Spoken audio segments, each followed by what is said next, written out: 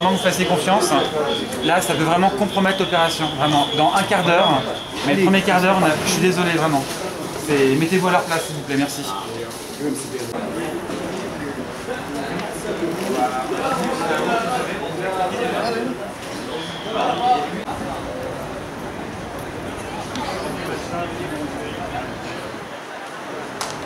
La question que je pose, c'est est-ce que tout le monde est réveillé ou est-ce qu'il y a encore des gens qui dorment ou pas?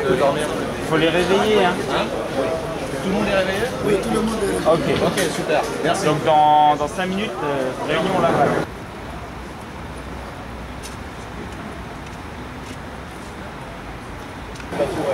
C'est juste pour le fun.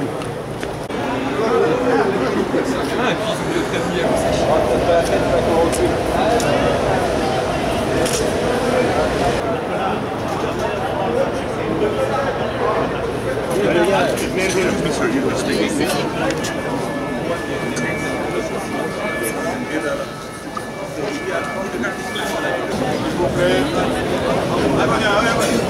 à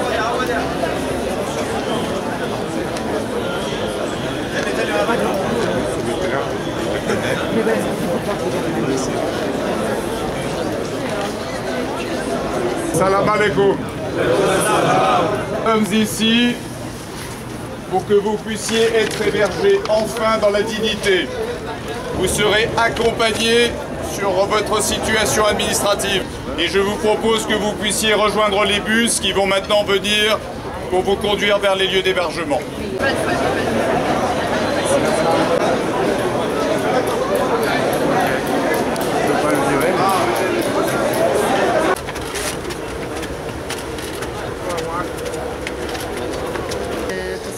Aller au service presse, mais en tout, il y a quasiment 1000 places de réserve. Et la répartie des bus ici, vous savez combien ça représente de bus?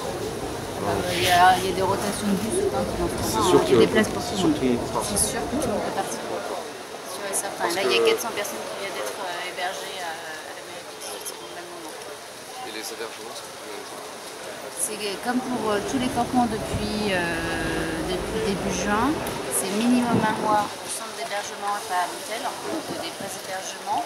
Et pendant sous 48 heures, l'OFI passe dans chacun des centres pour informer les personnes sur leurs droits et sur la demande d'asile, les accompagne de leur demande d'asile et si dans le mois d'hébergement les personnes ont entamé des démarches, pas sont allées au bout, mais en tout cas ont initié des démarches, leur hébergement est pérennisé jusqu'au bout des démarches. Et si la fin des démarches est due pour la trêve hivernale? Ah bah, non mais... Enfin, si la fin de l'hébergement est due pour la trêve hivernale? Non mais l'hébergement c'est inconditionnel, il n'y a pas de remise à la rue. De toute façon, Emmaüs le fait, donc j'espère que l'État le fera pas. De remettre les gens à la rue? Oui, ils vont le faire, vous savez. Vous savez, là, sur les 1500 personnes qui ont été hébergées, il y en a 200 à peine qui ne sont pas restées à l'hébergement. C'est des personnes qui sont parties d'elles-mêmes sur des parcours de migration de leur choix. Donc il n'y a pas eu zéro remise à la rue. Ça, je sais pour l'instant sur les réfugiés, mais je sais que Emmaüs, c'est un fait connu qu'ils remettent à la rue des SDF dans leur centre. Donc, ça s'est fait, quoi.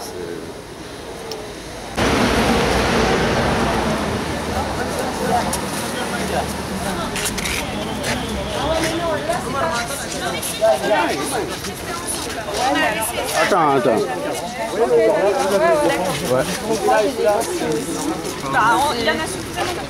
Il me semble qu'il y en a suffisamment qui font Pardon. Donnez-le à ceux qui veulent rester avec leurs affaires. Voilà, exactement.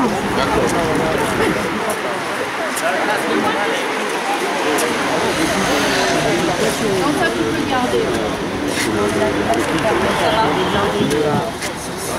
C'est très longtemps.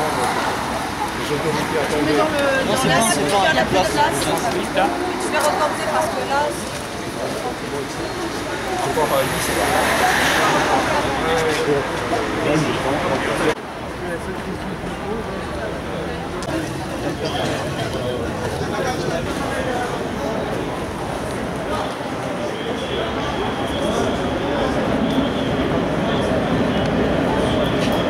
Mais non, alerte au con, ouais.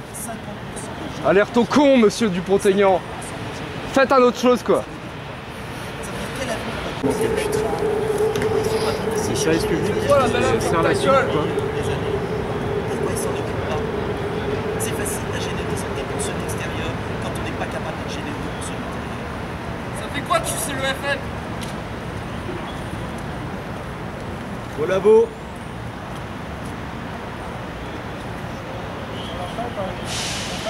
C'est le flic.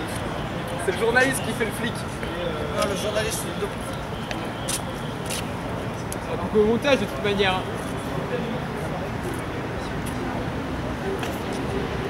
Très complément d'enquête. Je vous invite à regarder l'émission ce soir. Évidemment, on donne la parole à Dupont-Aignan. On donne la parole à tout le monde. Et regardez l'émission ce soir. Non, mais parlons pas la parole à Dupont-Aignan dans le fauteuil rouge, devant ce qui se passe, mais vous êtes tarés, enfin, je sais pas. Moi, ça, franchement, les fauteuils rouges partent. j'ai pas l'habitude de me mettre en colère comme ça, mais ça me dégoûte. On est un peu surpris en fait, Éric Coquerel aussi, Éric Paris.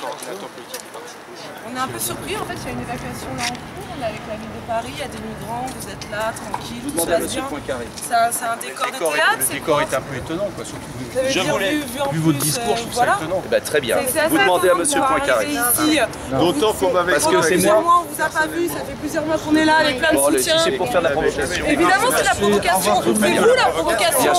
Maintenant, ça suffit. Monsieur Poincaré, parce que moi je voulais pas être ici. Vous faites votre beurre sur la misère des gens, ça vous dérange pas? Ça y est, ça y est. Non, sérieusement, monsieur. Évidemment. Vous regardez dans la glace. Vous n'avez pas honte de faire ça? Vous voyez ces gens qui sont dans la misère. Allez-y, leur serrer la main. Allez-y, leur dire bon courage. C'est pas Allez leur vrai, je suis expliquer que 6 vous h voulez du pas matin, je vous ai pas vu vous planter. Vous êtes devant les caméras, quelle honte! Vous faites honte à la France! C'est moi qui fais honte à la France! Vous arrivez à vous regarder dans la glace, enfin. Oui, on est là, sortez d'ici! demandez gens votre sont Sortez!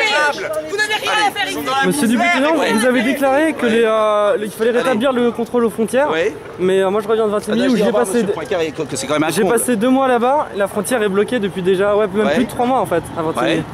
Donc, je comprends pas, vous demandez rétablissement d'un contrôle aux frontières qui existe déjà en fait. non, il n'existe pas. Ah si, il existe à Vintimille, ça fait 3 mois que la frontière est bloquée. Passe là dans les pattes.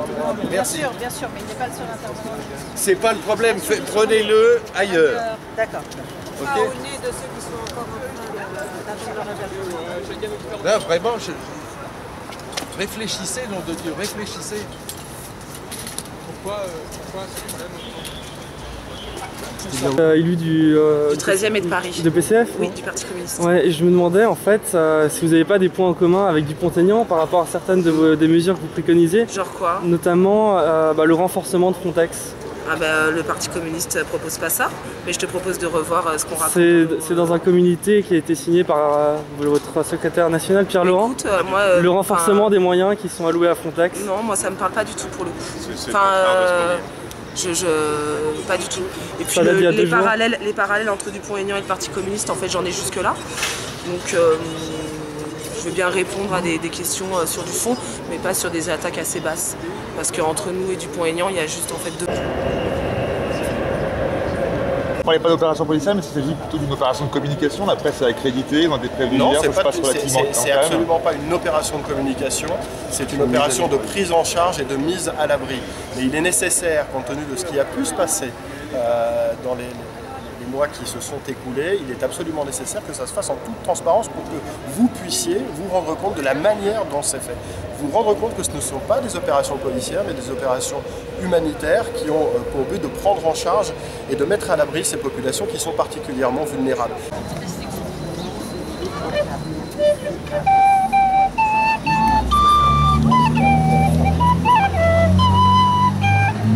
Merde, je connais pas la suite.